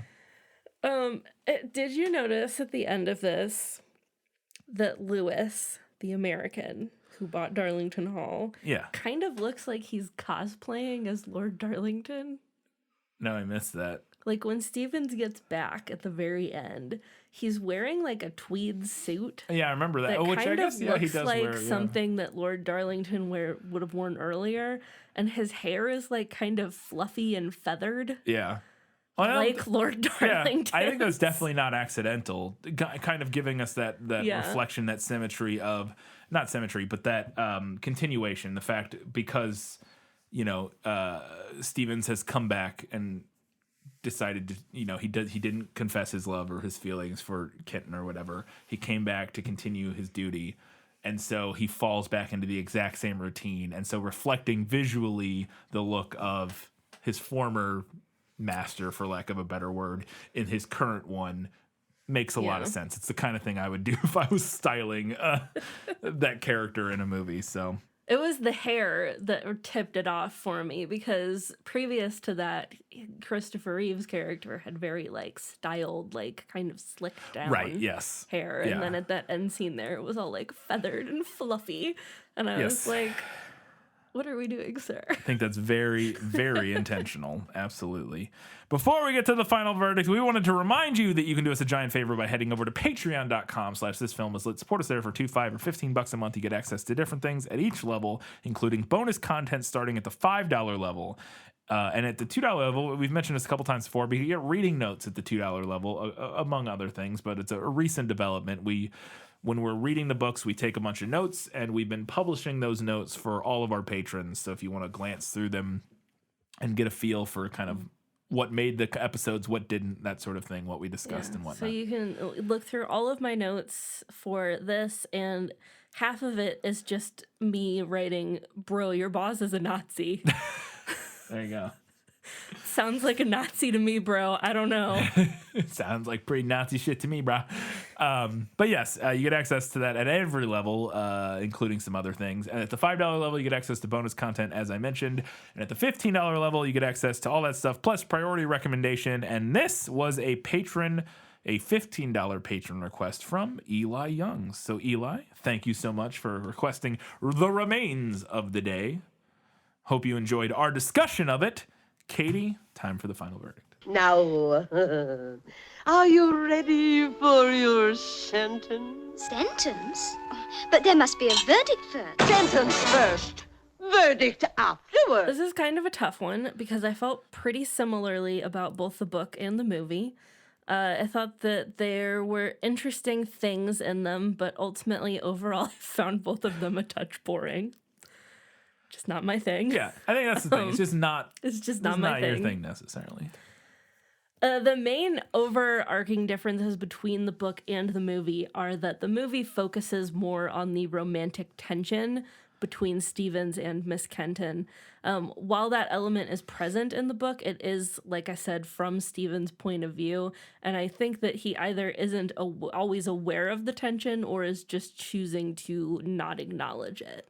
While both the book and the movie explore Lord Darlington's affiliation with the Nazi Party of 1930s Germany and Stevens' choice to basically pretend that it isn't happening, the book offers a much more in-depth look into the mind frame of someone desperately making excuses and trying very, very hard to not see what's right in front of their face.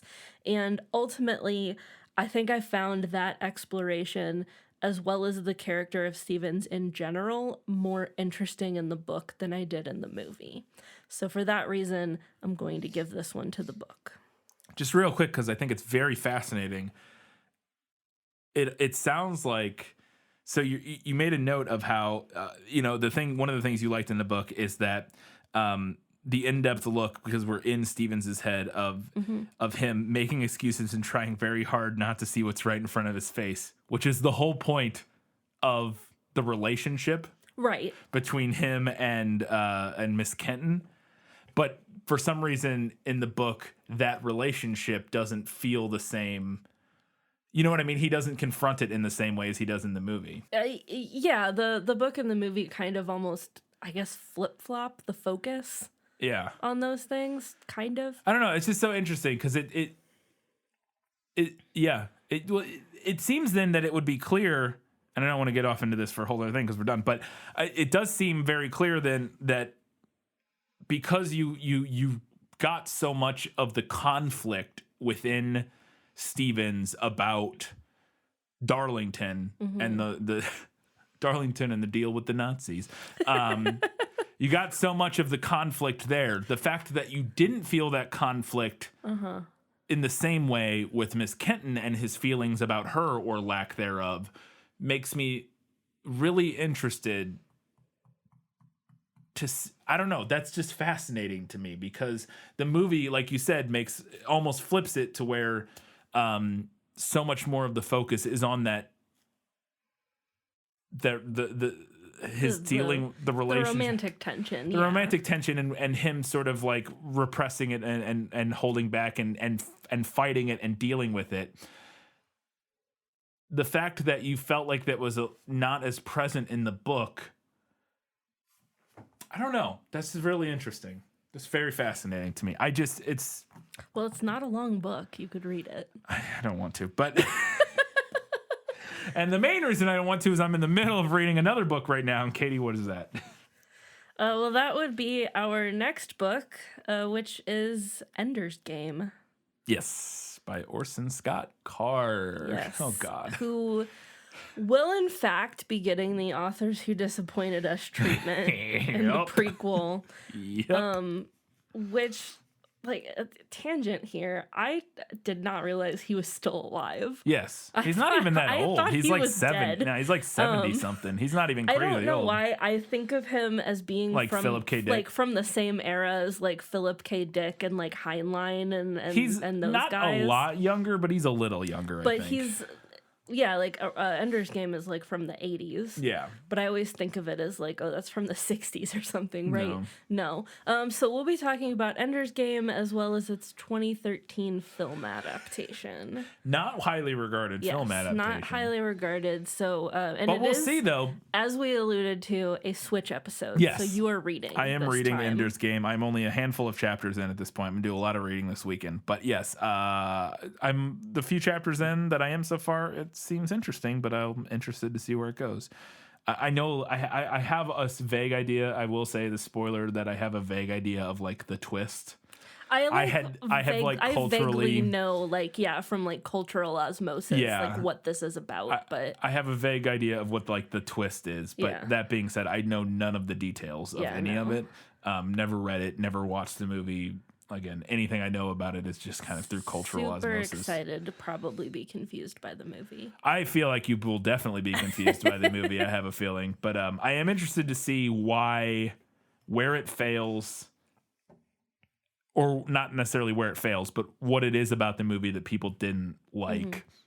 If it just sucks as a movie, if it's a bad adaptation, or if I disagree and think that because maybe I just won't like the book. And I'm very because I will say, go ahead. I'm interested to hear your thoughts on the book because I feel like it is kind of an interesting example of like something that has loomed very large in pop culture, but also kind of not. Yes, it is. It is very interesting. It definitely is one of the larger sort of sci-fi properties that is not. It's I don't know if we'll ever have. It's not Dune. It's not it's not like on that level of like influential literature, but it is very big. It was very popular. It won a Hugo. It won. It was one one of the biggest sci-fi properties or novels of the 80s.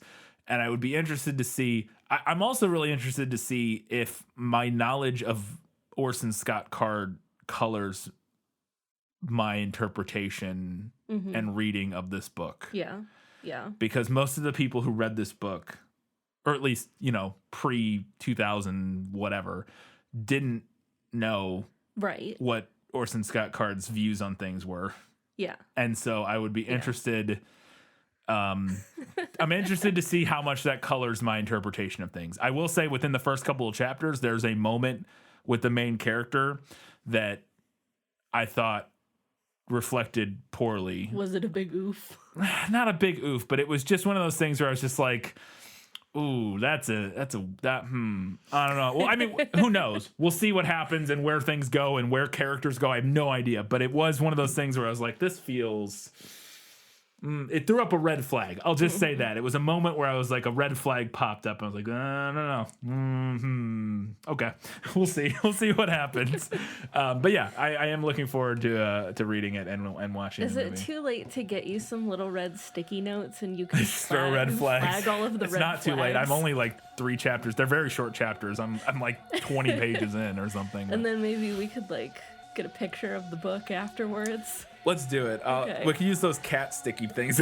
Just be like the cats can represent red flags as I go. I only have one so far, but there may be more. We'll see. Come back in 1 week's time when we're previewing Ender's Game, learning a little bit about Orson Scott Card, and finding out what you all had to think or had to say about the remains of the day. Until that time, guys, gals, non-binary pals, everybody else, Keep reading books. keep watching movies and And keep being awesome.